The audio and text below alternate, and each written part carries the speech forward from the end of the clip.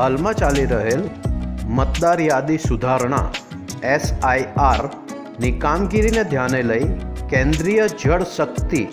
મંત્રી CR પાટીલ દ્વારા વિવિધ બૂથોની મુલાકાત લઈ નિરીક્ષણ હાથ ધરવામાં આવ્યું હતું. BLO દ્વારા ડોર ટુ ડોર સંપર્ક કરીને પણ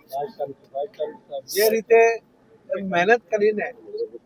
મતદાર યાદીને સ્વચ્છ કરવા માટે અને અપડેટ કરવા માટે જે મૃત્યુ પામેલા મતદારો છે એમના નામ પણ કમી થાય, જે બોગસ મતદારો છે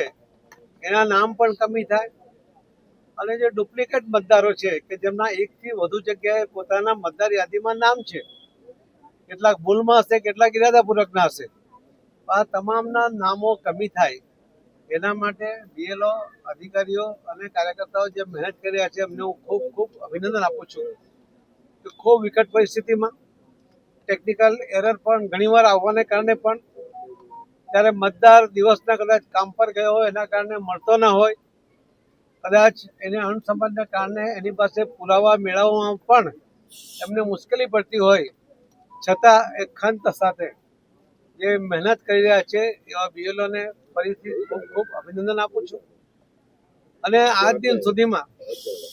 જે કામગીરી થઈ છે સંતોષકારક કામગીરી છે. આમાં કોઈ મતદાર વધારવા કે મતદાર કાપી નાખવાની કોઈ યોજના નથી, પરંતુ જે ખરેખર મતદારો છે એમના જે નામ મતદાર યાદીમાં રહે એના માટેનો આ પ્રયત્ન ઇલેક્શન કમિશનર દ્વારા જે કરવામાં આવી રહ્યો છે એના કારણે ભવિષ્યમાં પણ કેન્દ્ર સરકારની કે રાજ્ય સરકારની જે યોજનાઓ છે એમાં પણ લાભાર્થીઓના નંબર ઓછા થશે. એના કારણે નાણાં પંચ અને નીતિ આયોગ પણ જે પ્લાનિંગ કરશે એ પણ ચોક્કસપણે થઈ શકશે. એનો ખૂબ મોટો ફાયદો દેશને ઉન્નતિના શિખરે લઈ જવા માટેના માનનીય પ્રધાનમંત્રી શ્રી નરેન્દ્ર મોદી સાહેબનો જે પ્રયત્ન છે એ પ્રયત્ન સફળ થશે એવો મને વિશ્વાસ છે. હું ફરીથી ઇલેક્શન કમિશનરને ખૂબ ખૂબ અભિનંદન આપું છું કે એમના અધિકારીઓ, એમના કર્મચારીઓ અને રાજ્ય સરકારના પણ અધિકારીઓ અને BLO સુધી સતત